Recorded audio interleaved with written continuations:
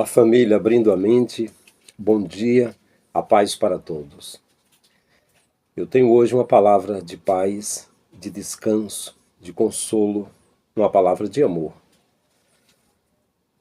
E eu quero dar as boas-vindas a todos os recém-chegados no canal, agradecer pelos 4.000 seguidores, abraçar todos em nome de Jesus.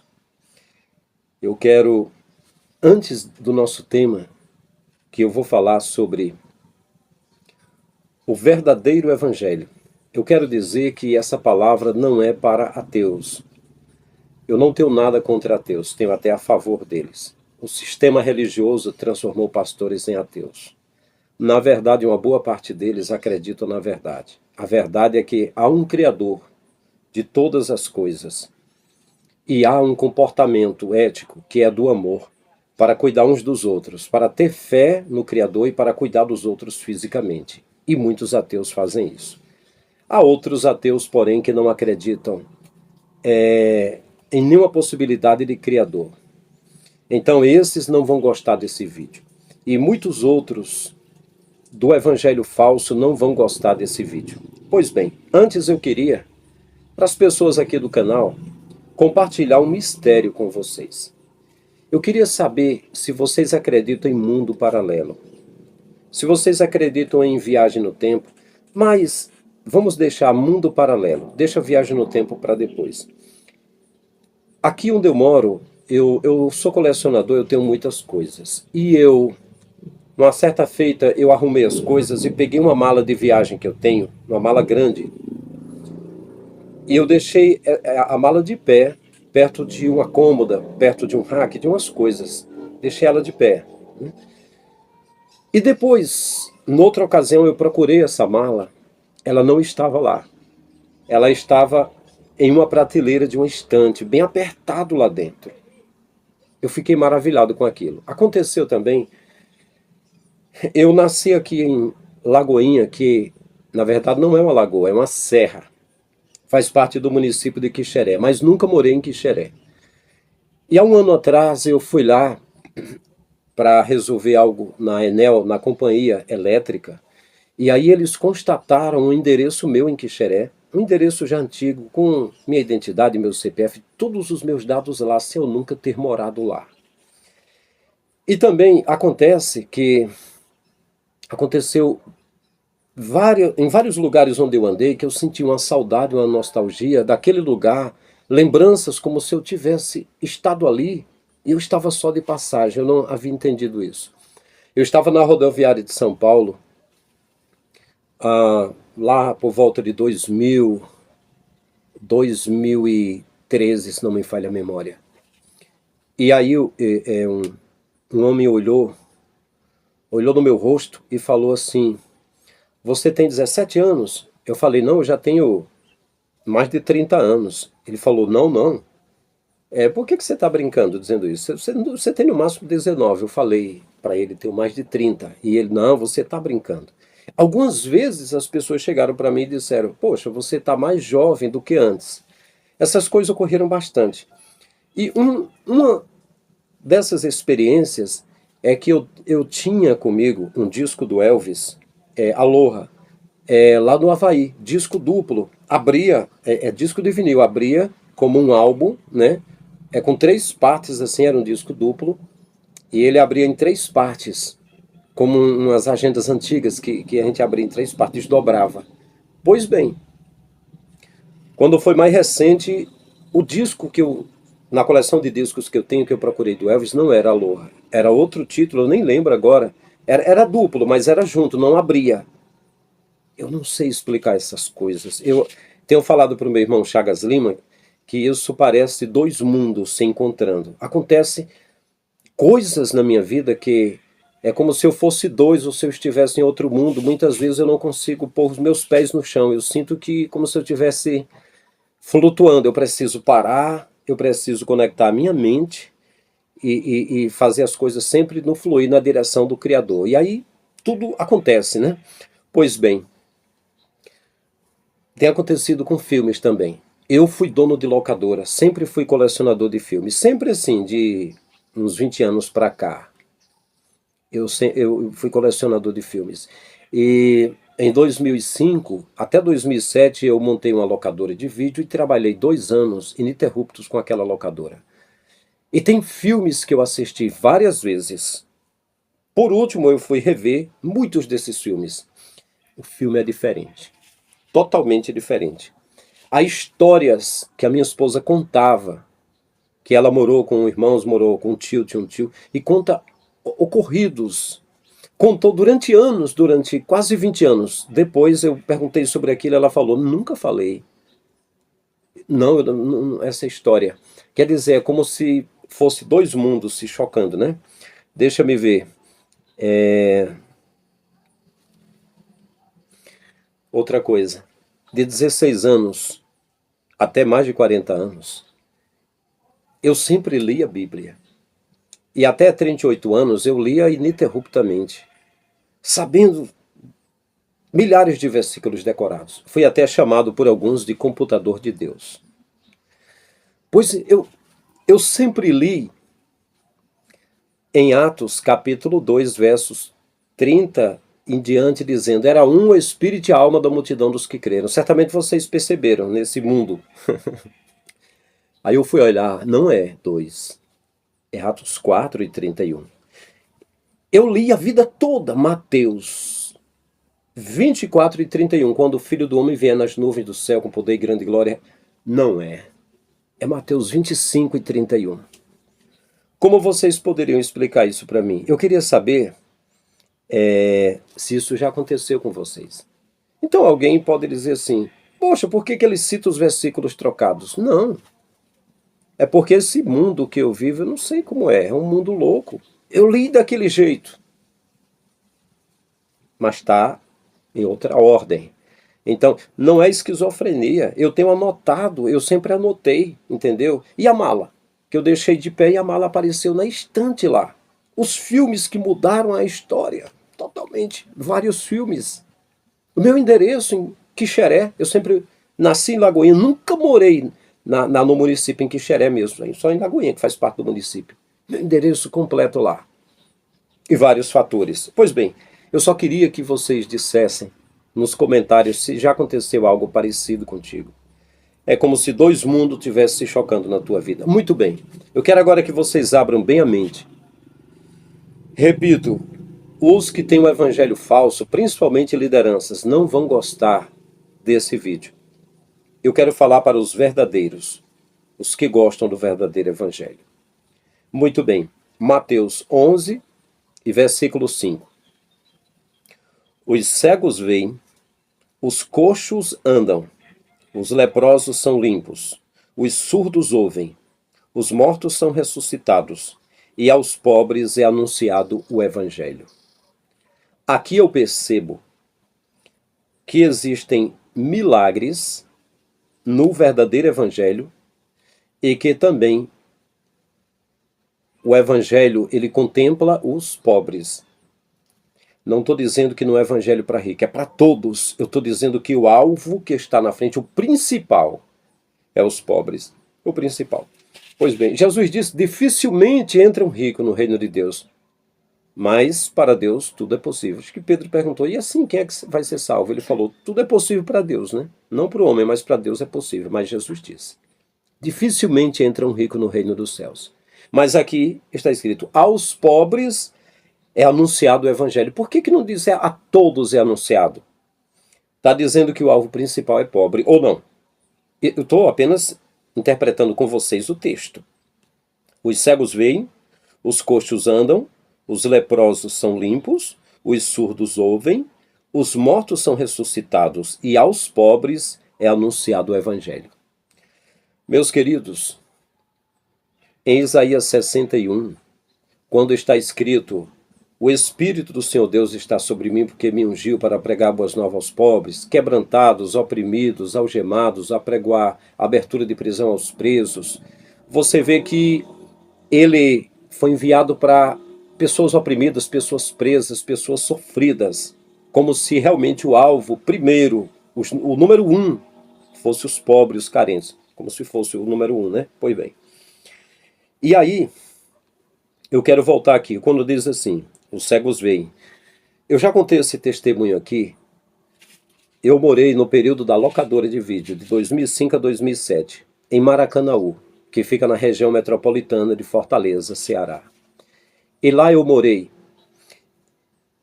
Eu aluguei um prédio que tinha sido antigamente uma farmácia, numa esquina, de uma senhora chamada Oscarina e o Armando. Eram crentes, eram evangélicos os dois, irmã Oscarina e irmão Armando. E aí tinha uma rua coletora que cruzava com a Avenida Almir Dutra. Era a Avenida Almir Dutra da minha locadora. Eu tenho vídeos, eu tenho fotos. Eu trabalhei ali, meu irmão que é auxiliar esteve períodos com a gente ali, naquela locadora. Meu pai foi lá também, esteve hospedado na casa que eu morava. E aí, aquela rua coletora que ficava cruzando com a avenida, que a esquina era a locadora de vídeo, do outro lado, uma vila de casas, na beira da avenida. A vila de casas era da irmã Oscarina e do irmão Armando. Os mesmos que alugaram o ponto de esquina da locadora. E lá havia na vila de casas um conjunto de umas 6 casas, se não me falha a memória.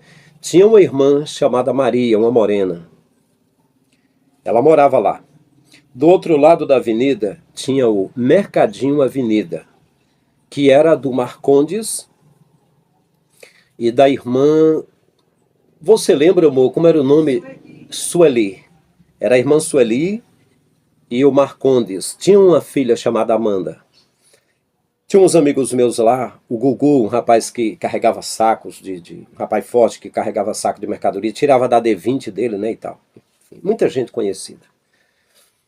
E eu, uma certa feita, fui comprar na irmã Sueli, no Mercadinho Avenida. Ela disse assim, ei, a irmã Maria está vendendo uns móveis lá, está vendendo até um aparelho de videocassete e uma TV. Será que você não se interessa?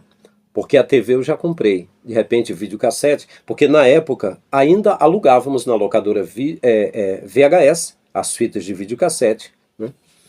E eu falei para ela, vou dar uma olhada. Aí cheguei lá, a irmã Maria, como eu já dei esse testemunho aqui, muito sofrida, uma moreninha do cabelo cacheado, muito sofrida. Aí eu disse, irmã Maria, a senhora está vendendo aí um vídeo? Estou, irmão, estou vendendo uma cama, estou vendendo uma geladeira, estou vendendo um videocassete e uns objetos aqui, porque assim, a minha filha está praticamente cega. Ela está enxergando um pouquinho por um olho, o outro ela não enxerga nada. A idade daquela menina, se não me falha a memória, era 8 para 9 anos, uns 8 anos talvez. A filha dela, e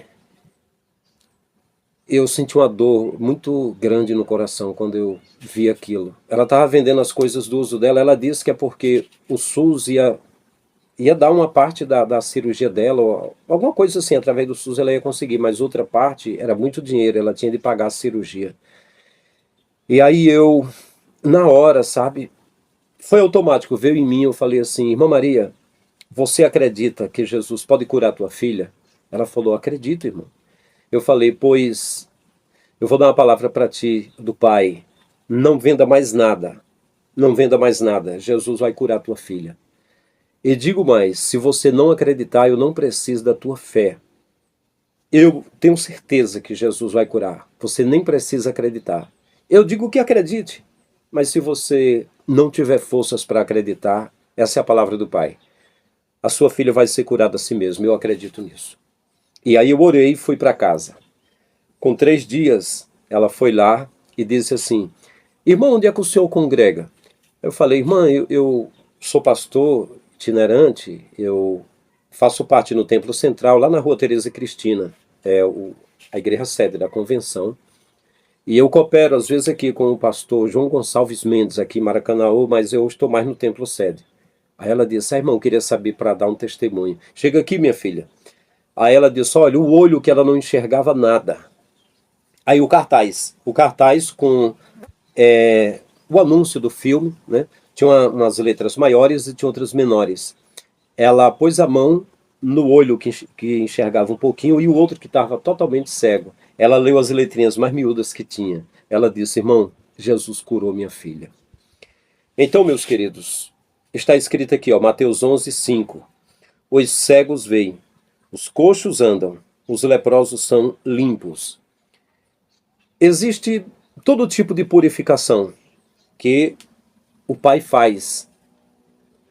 E eu lembro também que, já contei esse testemunho aqui, eu estava em Camboriú e eu preguei em um bairro, se não me falha a memória, era Areia Grossa o nome, eu não lembro bem o nome daquele local, daquele bairro que eu preguei, de Camboriú.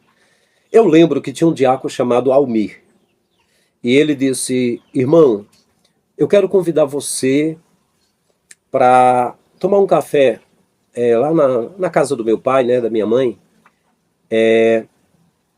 Lá era pai e filho. O pai era Almir e o filho era Almir também. E a esposa do Almir, mais velho, era Domingas, o nome dela. E eu fui. E quando eu cheguei lá, na hora, um lugar espaçoso, tinha uma mesa, um café da manhã, e tinha uma senhora sentada ali. A cor dela para mim era uma senhora branca, o cabelo meio loiro. Só que essa coisa que eu falei de mundo paralelo, quantas vezes eu tenho na minha mente que alguém que eu conheço é branco e de repente é uma pessoa morena. Se isso acontece contigo, você vai dizer nos comentários. Eu sei disso. Era Almir e Almir, 2 diáconos, o pai e o filho, em uma congregação que eu preguei. E na casa do Almir tinha a esposa chamada Domingas. E ela estava sentada ali. E eu, assim que eu cheguei, o pai me mostrou e disse assim: irmã, a paz, ela deu a paz e ficou com a mão assim, um tipo ali orando. Eu falei assim: a senhora não está aqui para tomar café, mas eu vou orar por você agora, porque Deus vai fazer obra agora. E eu comecei a orar por ela. E ela começou a chorar e a tremer e começou a passar as mãos no corpo. E ela, chorando em lágrimas, pegou o celular e falou assim: minha filha,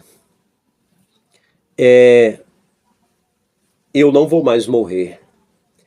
33 pedras da vesícula, algumas que eu tocava com as mãos aqui, Deus acabou de tirar agora. Deus me purificou, Deus tirou. Eu vou ver o meu neto. Eu não irei mais morrer. E eu sei que o Pai fez essa obra aí.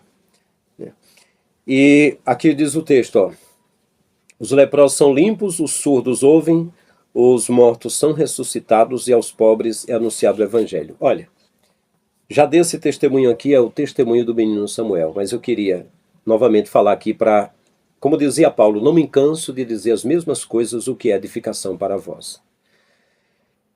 O primeiro campo que eu fui dirigir de trabalho, quando o pastor Pedro Cavalcante Falcão, vice-presidente da Comeadec, que era a Convenção de Ministros Evangélicos da Assembleia de Deus do Estado do Ceará, quando ele me convidou no ano de 97, eu completando 21 aninhos, ele disse assim: você tem namorada? Eu falei: agora eu tenho. Fazia 3 dias que tinha conhecido a minha esposa. Aí ele disse: então case que tem uma obra para você. Em 3 meses nós casamos. Foi até um pastor chamado Souza, da congregação de Padre Andrade, onde eu cooperei ensinando a ETAD, o seminário lá. E ele disse: tem 3 lugares. Tem Ipaporanga, que fica do lado de Crateús. Crateús é uma cidade grande aqui do Ceará. E tem Porteiras, que fica para o lado do estado da Paraíba. E tem Marruás, que são distritos da cidade de Itauá, que fica para a região para o lado do Piauí. Para onde você quer ir? Aí eu perguntei: qual é o lugar mais trabalhoso que as pessoas não querem ir? Ele disse: é Marruás. Eu digo: então eu vou para lá. Fui para Marruás. E quando eu estava lá, naquela igreja, aquele povo sofrido, e aquele povoado lá era como uma tribo de índios, os homens armados. Lá havia muitos crimes. Era um lugar, parecia da década de 20, 30, época de Lampião. Lá de Itauá, da cidade de Itauá para lá, era 70 quilômetros. Tinha pessoas que cometiam crimes em São Paulo, assassinatos, e ia para lá. Lá tinha contrabandistas de arma. Tinha pessoas lá que só a piedade do Pai. Era um lugar muito perigoso. Com 3 meses que eu estava lá, o pastor João Bezerra disse: filho, o pastor de Itauá, venha para a cidade de Madalena, que já tem casa pastoral e templo. É uma cidade, é melhor do que aí. Aí é para você, é perigoso. Eu falei: pastor, se for uma ordem eu atendo, mas se for um conselho, um pedido, eu prefiro ficar aqui, que eu quero ser usado pelo Pai. Eu quero que o Pai me use da forma que Ele quer, né? E aí eu lembro que no primeiro ano que eu estava lá, já no ano de 98, eu fui para São Paulo. E o pastor Joel Amâncio de Souza, que era da cidade de Limeira, me fez um convite e disse: pastor, eu preguei na igreja dele, no culto de ensino, e ele disse, pastor, tem aqui uma cidade chamada Olímpia. É uma igreja rica. Lá tem pessoas, muita gente formada. Se você aceitar um convite para vir pastorear essa igreja, que o pastor ficou sem pastor agora, parece, se me falha a memória, tinha falecido. No seu aniversário, a igreja dá um carro novo de presente para você. E eu falei para ele, olha, pastor, eu estou fazendo a obra num lugar muito humilde, um lugar pobre, mas eu sinto direção de Deus. Vamos deixar na mão de Deus, se daqui para a escola bíblica que vai ter aqui em São Paulo. Se eu te ver lá e o pai não apontar outra pessoa, eu poderia até vir, mas o pai vai preparar alguém, né? Aí depois eu encontrei ele na escola bíblica. Ele disse que um presbítero formado em teologia, Deus deu direção para ir para lá. Vamos resumir o testemunho. Fiquei 1 ano e 7 meses naquele lugar. Andei muito perto da morte ali, mas era uma direção do pai. De lá, o pastor João Bezerra disse, você sabe cuidar de filhos dos outros. Eu quero saber se você sabe gerar filhos. Eu vou te convidar para fundar um trabalho num outro distrito chamado Marrecas, a 63 quilômetros de Itauá. Lá já teve uma igreja evangélica, hoje é um bar. É a família católica, Cidrão. Eles mesmo construíram a igreja católica lá. E eu aceitei o convite e fui. Parada dura ali, mas o pai fez milagre. A casa que eu aluguei, os vizinhos disseram, vamos botar esse pastorzinho para correr daqui. E tinha uma família lá de um senhor que tinha um apelido de Borrego, que disseram que ele falou assim, ó, tem um vagabundinho andando aí pela rua, nós vamos enxotar ele daqui. Eu sei que nos primeiros dias o pai pôs aquele povo nas mãos da gente, deu uma graça, um favor muito grande ali. O pai trabalhou e o pai fez algo maravilhoso ali. Ali a partir de 3 meses, nós na casa derrubamos uma parede lá, montamos um salão, umas 70 pessoas se reuniam conosco ali.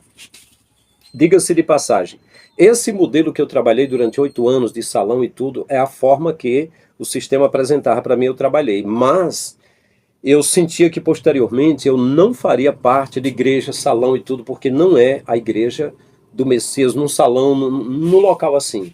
A igreja são pessoas, somos nós. E a igreja que subsistiu foram nas casas escondidos e até nas catacumbas de Roma. Então, tinha uma irmã chamada Toinha. E na casa que nós estávamos, a Toinha chegou lá chorando desesperada. Ela tinha 2 filhos. Um era Samuel, o outro, se não me falha a memória, era Emerson. Era um nome assim. O Samuel era mais novo, tinha também uns 8 anos de idade, mais ou menos. O outro acho que tinha 12 anos. E da forma que ela veio, ela se deitou no chão chorando e soluçando. Então eu fui dirigido pelo pai para me deitar também no chão. E a minha esposa foi chegando, eu pedi ela que deitasse também. Ela deitou. E eu falei, o que foi, irmã Toinha? Ela disse, o meu filho morreu, Samuel. Eu falei, não, irmã Toinha. Ele não morreu. Ela disse, morreu. Como? Ele morreu afogado. Eu falei, não, ele está vivo. Ela disse, irmão, encontraram ele já flutuando nas águas, boiando. Viram só um braço dele, já morto, irmão. Ele está morto. Onde é que ele está? Está lá em Itauá. Eu falei, pois nós vamos orar até Jesus responder. E aí, se você diz para mim assim, pastor, Jesus não existe. 150 anos do Jesus que nós falamos, teve o Jesus de Qumran, que teria vivido, feito milagres, evangelizado, dito que era o Messias, morrido e, segundo os seguidores, ressuscitado. Depois apareceu outro chamado Barcoba, que dizia, sou a estrela da manhã enviado pelo Pai, pregou, evangelizou, teria morto e ressuscitado, segundo eles. Ele juntou mais de 4.000 judeus e pelejou contra os romanos e morreu, segundo a história. Barcoba. E aquele que foi para a cruz, que ia para a cruz, chamado Barrabás, era Bar-Abás, filho do pai, era outro que propagava um evangelho que seria referente a Jesus. Aí eu digo, olha, se foi esse Jesus, ou se foi o Pai, a manifestação do Pai, eu sei que aconteceu o milagre. E eu sempre acreditei assim, acreditei em Jesus, assim eu acreditei. Aí eu disse, com 40 segundos, eu falei para ela, Jesus já respondeu. Eu fui até um bar, as pessoas já gostavam da gente, eu fui até lá e falei, preciso de uma moto, eu só tinha uma bicicleta na época. Uma moto que tínhamos comprado no início lá do primeiro campo, fiquei sem. Investi no campo, acabei ficando sem moto. Estava de bicicleta. Aí um loiro da família Cidrão pegou a chave da moto e disse, vai na minha moto, pastor. Era uma CG 97. Na época era uma CG do ano, 125, de cor verde. Eu peguei essa moto e fui para Tauá. Quando eu cheguei lá no hospital, do lado esquerdo tinha a recepcionista, uma morena assim, aí eu falei, por favor, eu quero ir na sala do Samuel, o menino que morreu afogado. Ela disse, pode ir aqui, é a segunda porta à esquerda. Quando eu cheguei lá, tinha uma mesa de ferro assim, e tava ele só de short, um short esverdeado, pálido, deitado lá, morto. E aí eu, que tinha um costume de sair andando no meio do... eu passei um ano morando aqui, novo convertido, eu andava no meio dos cajueiros do meu avô, no terreno, andando, meditando, orando, cantando. Passava muito tempo meditando, refletindo, lendo a palavra. Quando eu precisava andar longe a pé, para mim era um aconchego, era a oportunidade que eu tinha para conversar com o Pai, para cantar, para conversar, sabe? E para mim agora aquele quarto ali era todo meu, para eu ficar bem à vontade, me concentrar. E aí eu peguei o hino 510, depois vocês conferem, porque na cabeça da gente aconteceu muito comigo. Tem uma coisa lá que durante anos é uma coisa, depois a gente vai ver, muda, parece, né? Tem acontecido isso comigo. Acho que é 510. Eu peguei o louvor e comecei a cantar. Um dom real Deus despertou nos seus fiéis, dons de curar. Toda doença Deus sarou, e sara ainda e vai sarar, por Jesus, por Jesus.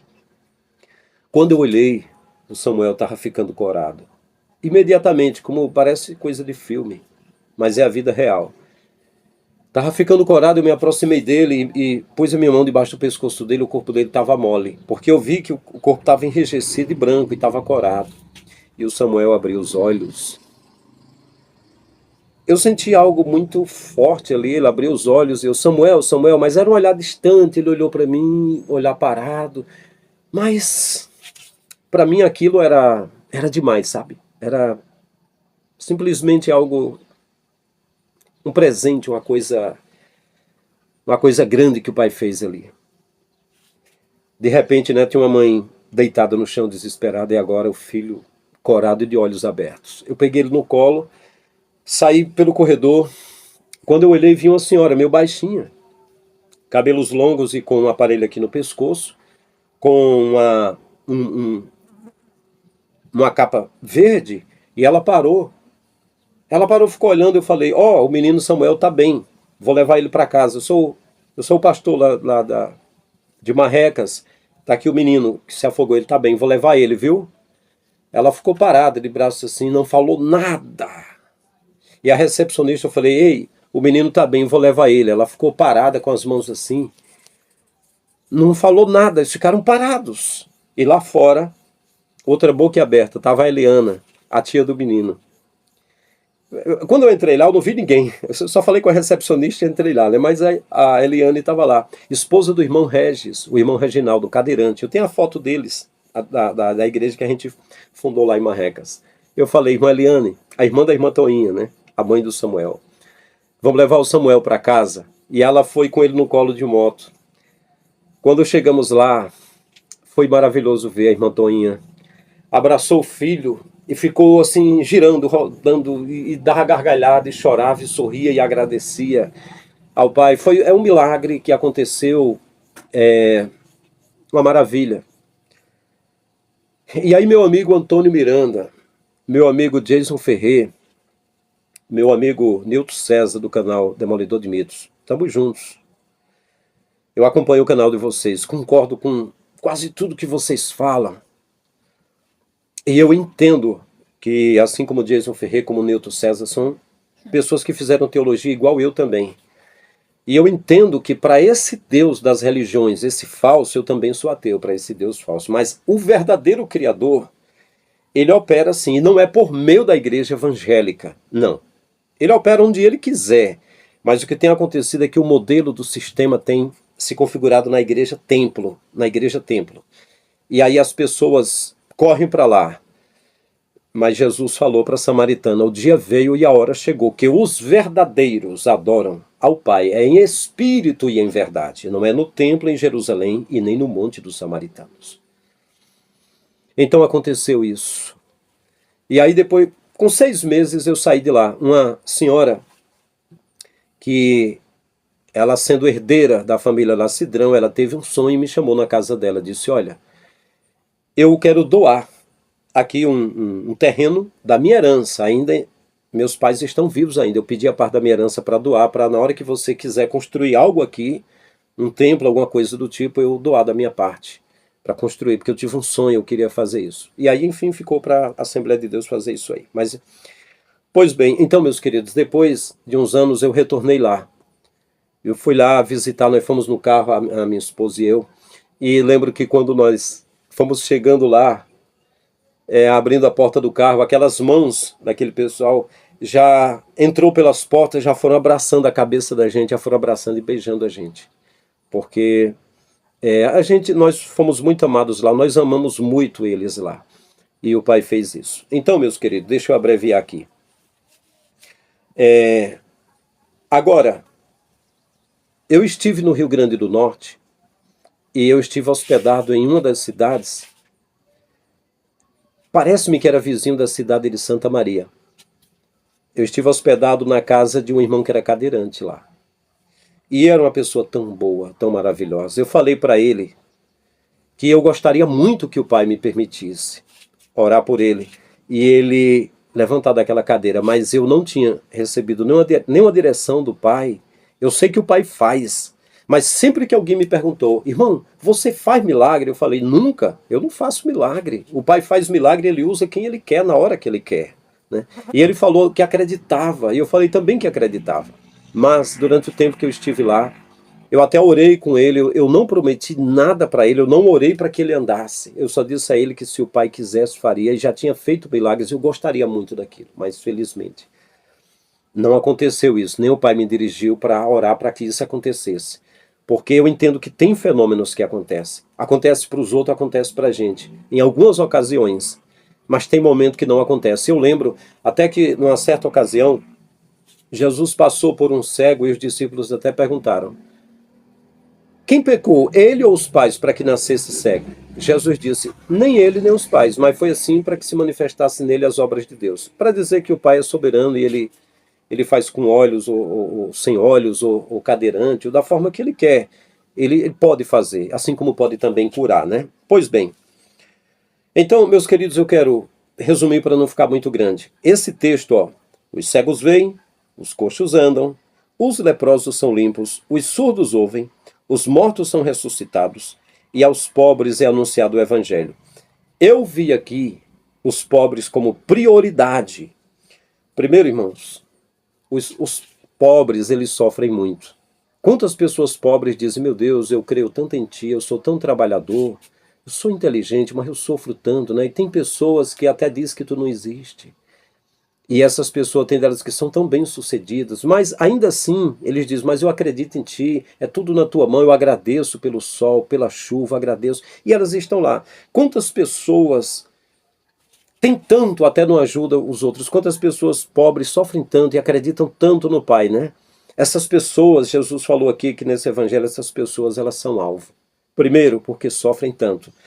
Eu digo isso baseado na parábola que Jesus falou do rico e Lázaro. Alguns hebraístas dizem que essa parábola nunca existiu. Mas ele disse que havia um rico que regalava esplendidamente, fazia festa todo dia, fazia banquetes, exibia, né, os seus tesouros. E regalar esplendidamente era isso, né? Era mostrar, né, o que ele tinha. E havia um pobre mendigo chamado Lázaro, que jazia à porta daquele. Jazia era doente, enfermo e com fome, e desejava alimentar-se com as migalhas que caíam da mesa do rico, mas ninguém lhe dava nada. E acontecia que até os cães lambiam as suas chagas. Ele disse: e aconteceu que o mendigo morreu e foi levado pelos anjos para o seio de Abraão. E morreu também o rico e foi sepultado. No inferno, em chamas, abrindo os olhos, disse: Pai Abraão, manda que Lázaro molhe o dedo na água e me toque na língua, estou atormentado nesta chama. E Abraão disse: filho, lembra-te, tiveste os teus bens em tua vida e Lázaro somente males. Aqui ele é consolado e tu atormentado. Se essa parábola é verdade ou não, mas eu olho aqui e eu vejo que aqueles que acreditam no Pai, principalmente pessoas pobres, esses é uma prioridade que o Pai quer alcançar essas pessoas para aliviar o seu sofrimento.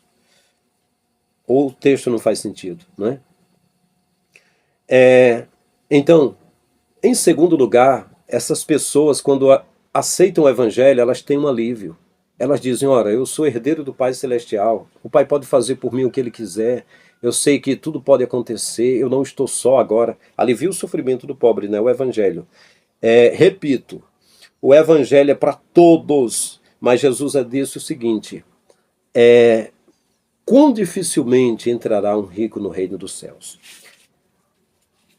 E ele falou porque um jovem rico chegou para ele e disse: bom mestre, que farei para herdar a vida eterna? Jesus disse: guarda os mandamentos. Primeiro diz assim: por que me chamas bom? Bom é o Pai que está no céu. Guarda os mandamentos. Ele disse: já tenho guardado desde a minha mocidade. Jesus disse: uma coisa te falta. Queres ser perfeito? Venda os bens que tens, dê aos pobres, terás um tesouro no céu. Venha, siga-me. E ele baixou a cabeça e saiu andando, porque era dono de grandes propriedades. E Jesus olhou em volta e falou assim: quão dificilmente entrará um rico no reino dos céus. E é mais fácil passar o camelo pelo fundo de uma agulha do que entrar um rico no reino dos céus. E um dos discípulos perguntou: Jesus, então quem se salvará? Ele disse: ao homem isso é impossível, não para Deus, porque para Deus tudo é possível. Então, Jesus disse que é difícil um rico entrar. Primeiro, o rico ele tem tudo. Muitos deles dizem: eu não preciso de Deus. Depois, tem ricos também que quer comprar tudo com dinheiro, né? Se Jesus, quando o moço perguntou: bom mestre, que farei para herdar a vida eterna? Filho, constrói um templo, constrói sinagoga. Ele faria, ele tinha dinheiro, mas quando mandou renunciar foi difícil. Entendeu? Entende? Quão dificilmente entrará um rico. Então, entra ricos, mas são poucos. Ele até mesmo disse de uma forma geral: muitos são chamados, poucos escolhidos. Então, em terceiro lugar, a prioridade aos pobres é que, ao aceitar a fé, eles devem ser ajudados. Eu lembro que eu tinha 8, 9 anos de idade, eu ouvi falar que pessoas crentes, quando aceitavam a fé, eram muito ajudados. E muitos deles ajudavam até com roupas, com isso, com aquilo, arranjavam doações. E isso era uma marca registrada, né? E então, essas pessoas pobres é para ser ajudadas. Vocês lembram que no Antigo Testamento, na antiga lei de Moisés, tinham os levitas? Os levitas eram destinados para cuidar só das coisas de Deus, e com eles o pobre, a viúva, o órfão, o estrangeiro. Vocês lembram disso? E que os que levavam de 3 em 3 anos dízimos de animais e de tantas coisas lá, eles cozinhavam, assavam e comiam todos juntos, não é? Então, esses pobres que Jesus quer alcançar, é para ser feito isso, é para eles serem ajudados. Vocês lembram?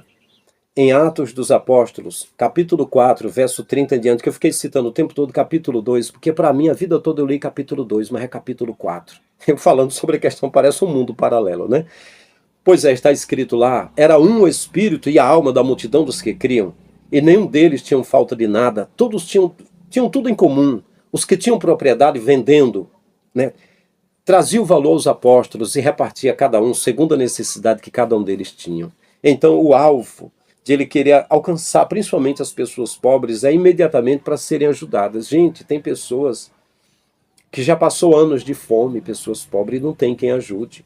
A igreja que poderia ajudar, eles pegam o dízimo e a oferta, levam a entrega na mão de um pastor que já tem Hilux aqui no Ceará, tem casa de praia, tem conjuntos de casa, é só investir em patrimônio e ninguém ajuda eles. A igreja verdadeira, os que acreditam no Pai, estão lá. Jesus disse em Mateus 25, que eu sempre tenho citado Mateus 24, que para mim, na minha mente, durante anos, é Mateus 24.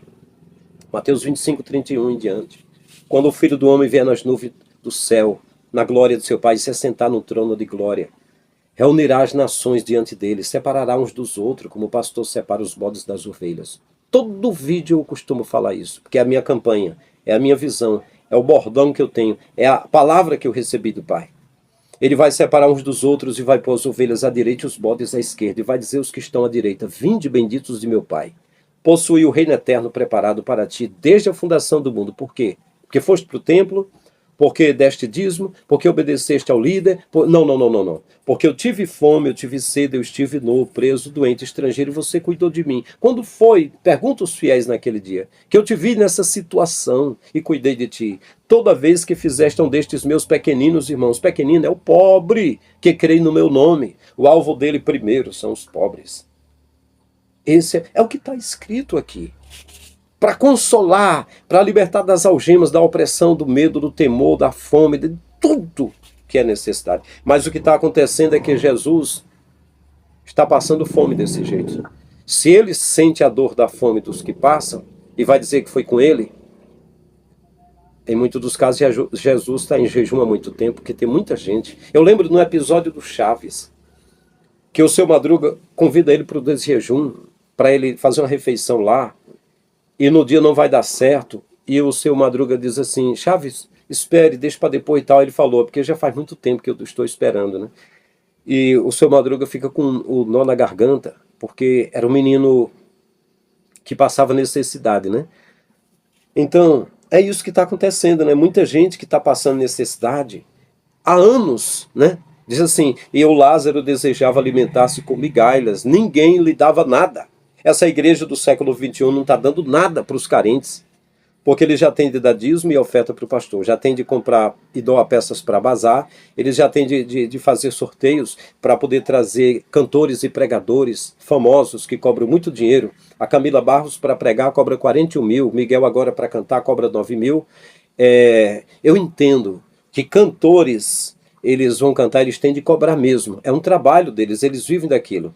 Que o pregador deveria, aos pastores, darem oferta para eles, mas o que acontece é que eu mesmo passei 10 anos pregando, eu dizia, eu não cobro cachê, me dê uma oferta de amor, porque eu tenho a minha família, eu tenho uma esposa e 2 filhos. Muitos deles não davam, dizia, pastor, o que aconteceu é que eu paguei tantos mil para um pregador, para um cantor, irmão, eu fiquei sem nada, irmão, daqui a 30 dias vem aqui. Então cortavam minha água, cortavam a luz, muitas vezes faltava o pão, eu tinha de pedir emprestado a alguém. Por quê? Eu estava dando o meu melhor, mas isso acontecia.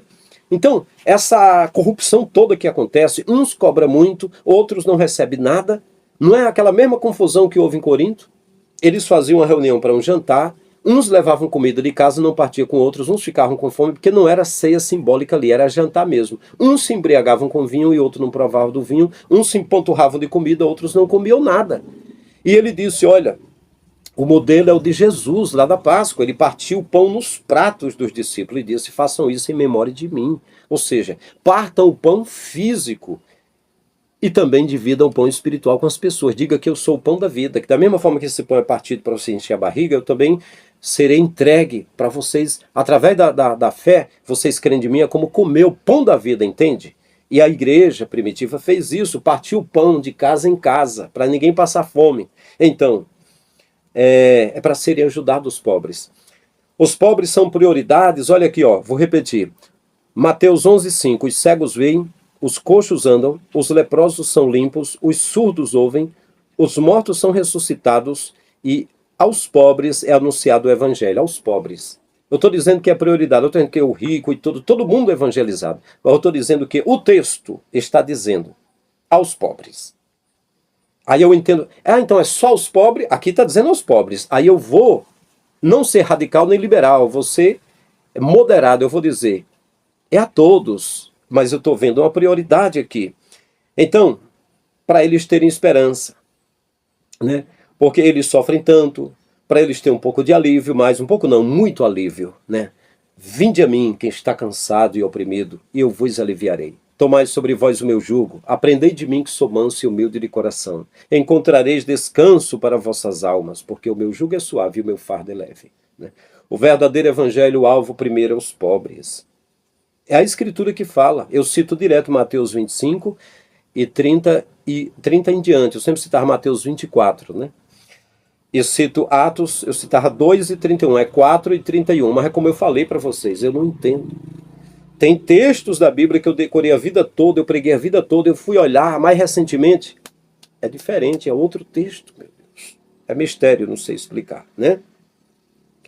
Então, vamos lá.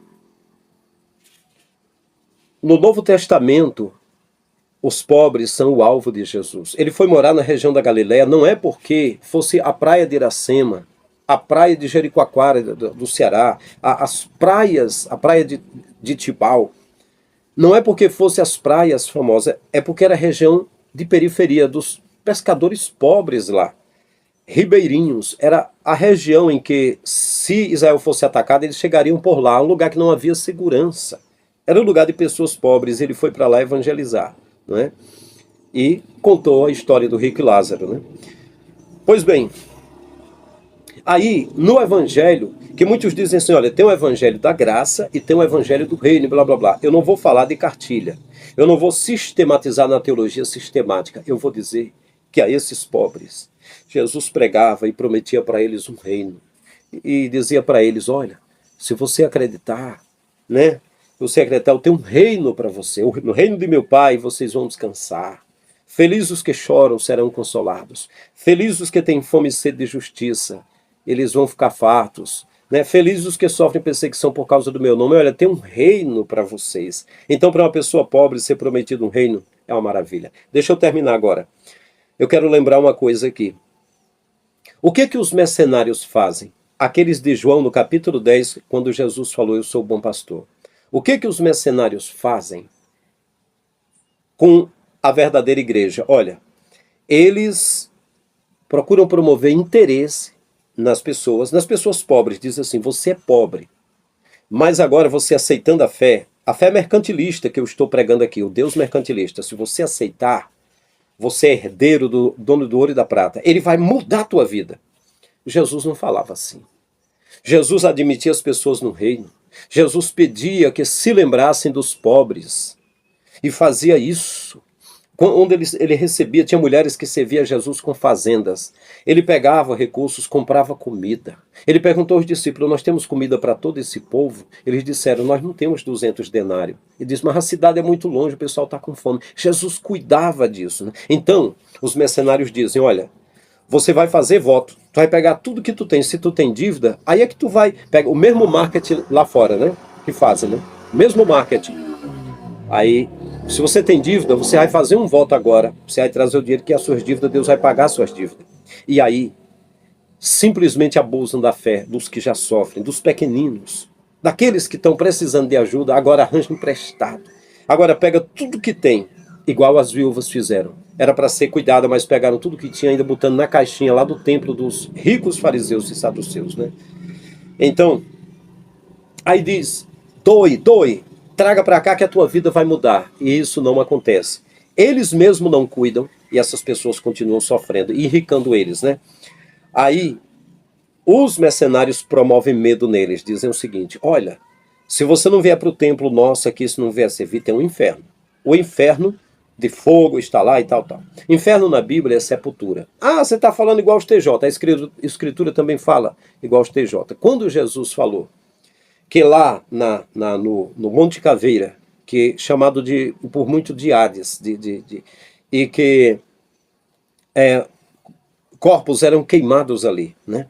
Ele usou ali como exemplo e disse que as pessoas que não acreditassem, elas seriam queimadas, destruídas, como se fosse um lixo ali, seriam destruídas, né? Só que os religiosos e as traduções da Escritura fazem entender que é um fogo. Eles dizem assim, é um fogo que não apaga, enfim. Mas a verdade é que não é isso. Um pai jamais, por mais que o filho fosse ruim, ia querer passar uma eternidade toda vendo um filho queimando e outro na abundância um queimando. Mas eu não vou entrar nesse mérito agora. Eu quero que vocês esqueçam essa parte aí de inferno. Eu estou dizendo que os líderes ficam ainda dizendo que se aqueles sofridos crentes não estiverem no templo com eles, eles irão para o inferno. Então, por medo, obrigam eles a estar lá. Quando eles dizem que tem de ficar doando, fazendo voto, fazendo sacrifício, está botando um fardo nos ombros deles. Quando diz que eles têm de ficar lá no templo, que Jesus não falou isso, mas eles dizem que tem, está pondo um fardo nos ombros deles. E quando eles falam do diabo, que se não estiver dentro do templo com eles, vão ser pegos pelo diabo. E Jesus não falou isso, que se estivesse dentro do templo estava protegido, se saísse o diabo pegava. Eles põem outro fardo no ombro. Aí eles dizem que tem de dar dízimos para ele. Mas só quem recebia dízimo eram os levitas da tribo de Levi. A tribo de Judá, Jesus que era de Judá, não recebeu dízimo. Era da antiga lei de Moisés. E era para israelitas. Agora, na graça, a graça alcançou os gentios. Nós brasileiros, é a graça, não é a lei. Não é dízimo. É para você ajudar os carentes mesmo. A igreja primitiva fez isso. E qualquer um de nós podemos ajudar, mas eles pegam o modelo de Moisés e o modelo de dízimo e oferta para ser entregue na mão de brasileiros, no lugar de levitas, da mesma forma que Jesus falou em Mateus 23, para os fariseus e saduceus.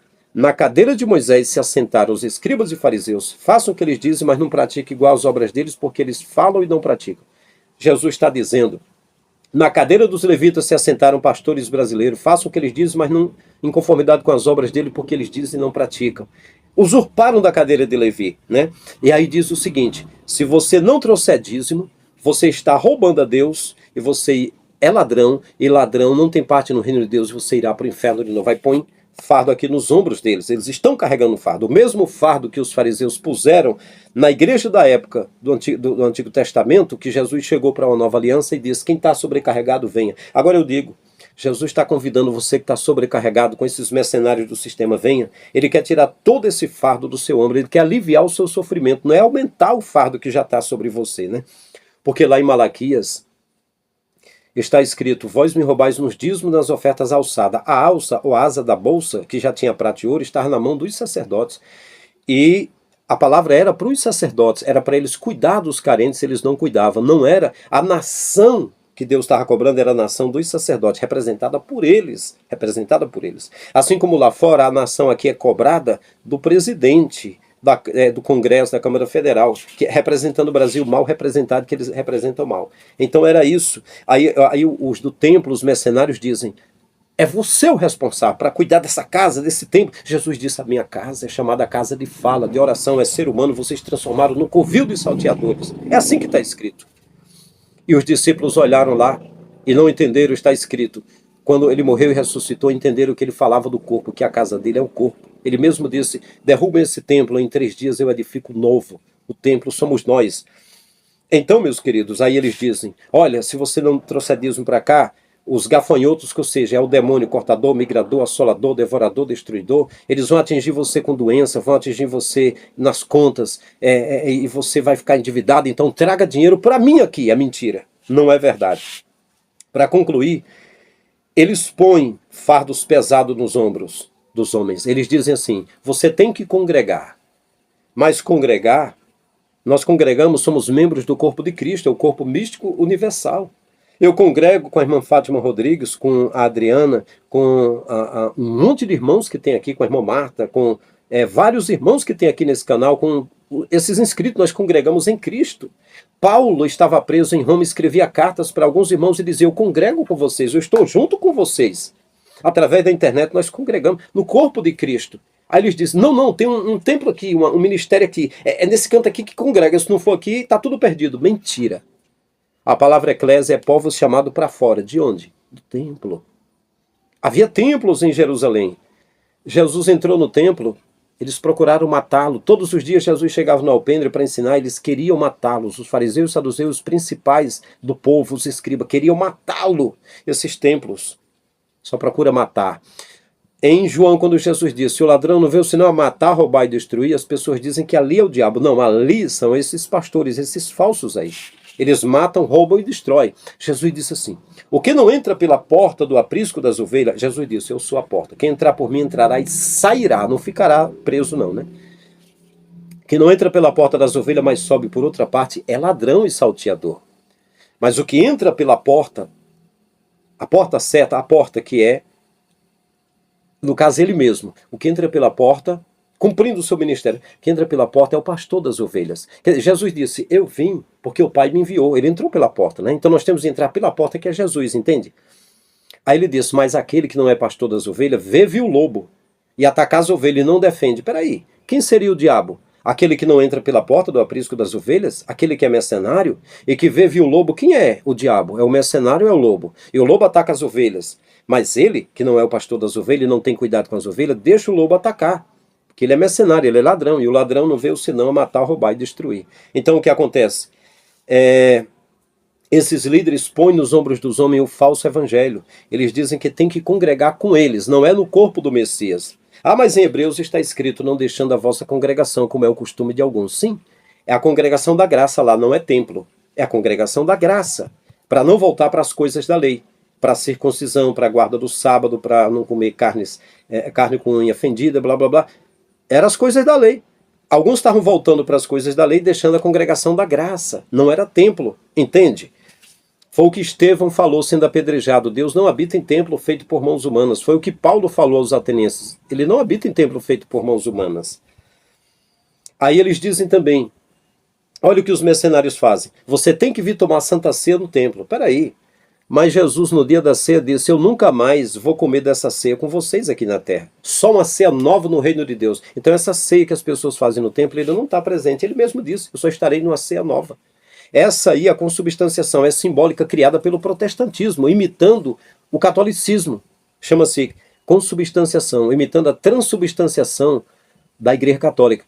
Vamos fazer aqui com a hóstia e um pouquinho de vinho, representando que agora esses elementos serão transformados. A hóstia se transforma na carne de Jesus e o suco de uva se transforma agora no sangue de Jesus. E o protestantismo, isso aqui é simbólico. Quando fizermos isso, estamos dizendo que estamos nos alimentando do Senhor. Não!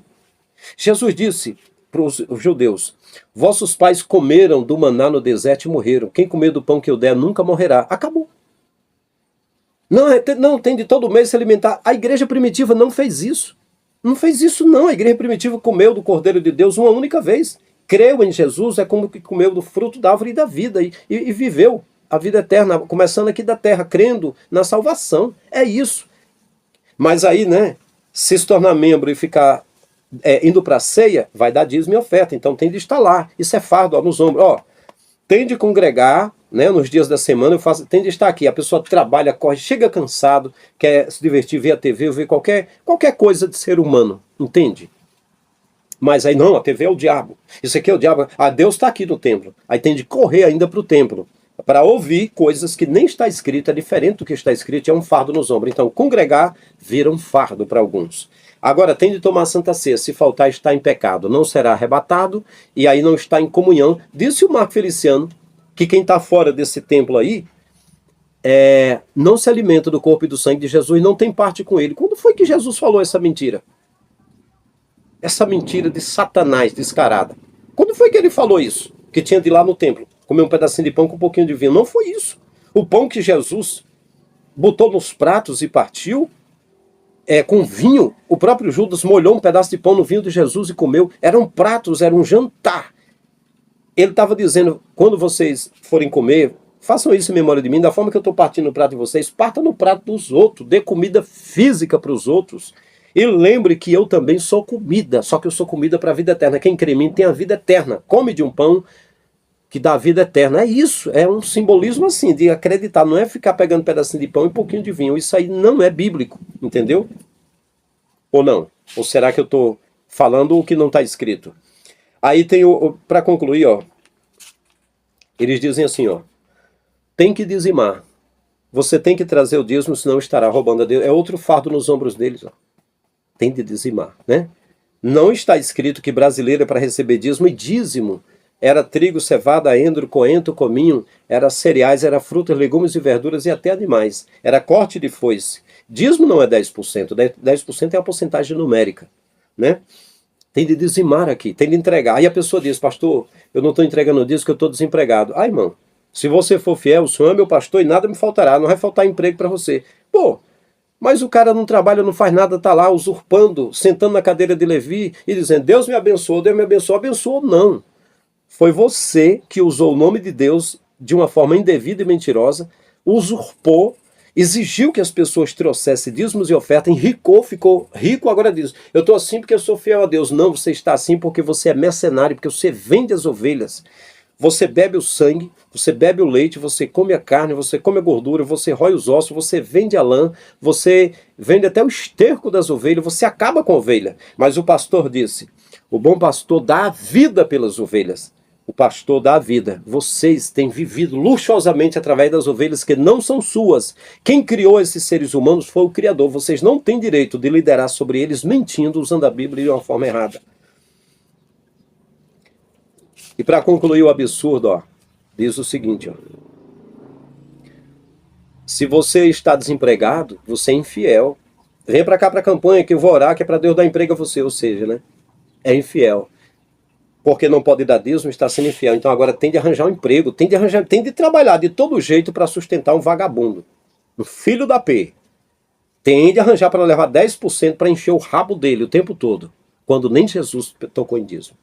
Pedro, André, Tiago, João, Filipe, Bartolomeu, Tomé, Mateus, Lucas, João, nenhum deles pegou em dízimo e nem Jesus, porque só quem pegava era da tribo de Judá. Mas os brasileiros estão dizendo que foram pastores levantados por Jesus e que têm de receber esses dízimos. Quando, na verdade, em Efésios 4:11, se não estou enganado, diz, ele mesmo deu uns para apóstolos, profetas, evangelistas, pastores e mestres, querendo o aperfeiçoamento do santo até que todos chegam à plenitude de Cristo. Entender a Jesus. São dons. É só até a pessoa entender. Entendeu? Acabou. Acabou minha função. Você entendeu? Eu não sou mais útil. Se você entendeu o caminho de Jesus, você tem a Bíblia e tem o Espírito na tua vida. Acabou minha função. Até que eles venham ao conhecimento. É assim que está escrito. Não são dons ministeriais, não são ministérios políticos para vocês viverem. Eu sou ministro, que eu sou assim de Deus. Mentira. São dons. É tanto. Ele mesmo deu uns para apóstolos. Pois é. Esses apóstolos aí, os que foram escolhidos mesmo a dedo por eles, apóstolos, só que são enviados. Ele enviou tanta gente, envia nos dias de hoje como apóstolo, com um dom, apenas de ser enviado. A pessoa sente direção de ser enviado, não é apóstolo igual aqueles apóstolos, né? Profetas. Ah, eu sou profeta. Não, não é. Tem o dom de profecia, mas o último profeta ele mesmo disse que é João Batista. Apóstolos, profetas, evangelistas, sim. Ah, eu sou um evangelista porque eu sou do ministério. Olha, o evangelista, mesmo que ele não seja consagrado, ele tem o dom para evangelizar. Não é coisa entregada pelo ministério, não, né? Eu tenho o ministério evangelista. Pode dizer que tem, os homens deu. Mas isso que está falando em Efésios 4:11 é no passado deu, não está dando. É o dom. Ainda hoje é o dom, mas o ministério não, né? Evangelistas. Não, isso aqui é ministério. Pois vamos ver, vamos até o final. Apóstolos, profetas, evangelistas, pastores e mestres. Ele mesmo falou em João 10. Eu sou bom pastor. E antes de mim, ó, todos que vieram antes de mim foram ladrões e salteadores. Então aí pegou até Moisés, que arrebanhava as ovelhas. Mas pegou mesmo, porque Deus deu 10 mandamentos. Moisés, a partir dos 10, fez 613, criou o Talmud e começou a conflitar com os 10 mandamentos. No mandamento dizia, não matarás. Ele disse, a mulher que adulterar é para você morrer, né? E aí, se um filho tiver preguiça, for preguiçoso, não quiser ajudar o pai leva até o sacerdote, leva os anciãos do povo e apedreja ele, mate ele. Já estava contradizendo. Jesus disse, os que vieram antes de mim foram ladrões. Imagina depois de Jesus, como não seria. Tá cheio de ladrão por aí. Foi Jesus que falou, né? Aí, o que acontece?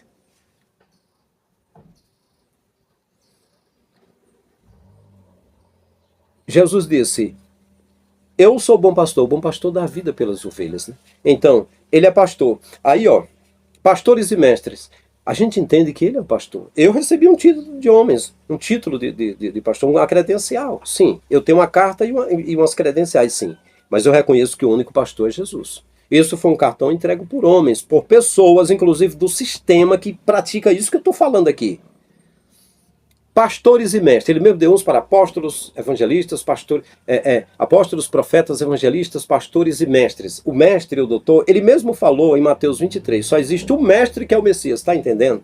Não, eu sou o mestre. Pode receber credencial do homem, mas para salvação só tem um mestre que é Jesus. Então, meus queridos, os mercenários põem nos ombros, vamos recapitular, põe nos ombros, que eles têm de congregar, viram fato, têm de ficar presos no templo, que tem de tomar ceia lá, uma ceia falsa, bota aqui nos ombros, ó, peso, tem que dizimar lá, beleza, tem que ter emprego, o tempo todo, que é para sustentar eles, tem que ter ele como ungido e obedecer o que ele diz, pensa no fardo medonho, essas almas ficam presas, Jesus disse, vós nem entrais, nem deixais entrar os que estão entrando, o sistema faz isso, né? Os fariseus faziam, os pastores de hoje faz isso, né? Tem de guardar a cartilha dele. Olha, irmão, aqui o nosso credo é assim, ó.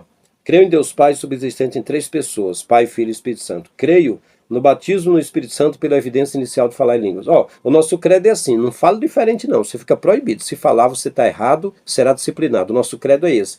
Prende ele com a cartilha. Prende as almas. Bota aqui nos ombros, ó. Tem que ser humilhado e baixar a cabeça. Um irmão humilhou ele não pode revidar e dizer, peraí, irmão, tem que ser justo, isso aqui está errado. Não, irmão, vá lá, peça perdão a ele. e se ajeitei com ele que é para ir para o céu. Não, não é para ir para o céu, é para ficar tudo junto, que é para não desfalcar as ovelhas para poder dar grana, entendeu? Então tem de ser humilhado, né? Agora, Jesus não aceitava isso. Quando tentaram humilhar alguns discípulos, até pedindo que eles parassem com o trabalho dele, eles disseram, é melhor obedecer a Deus ou aos homens?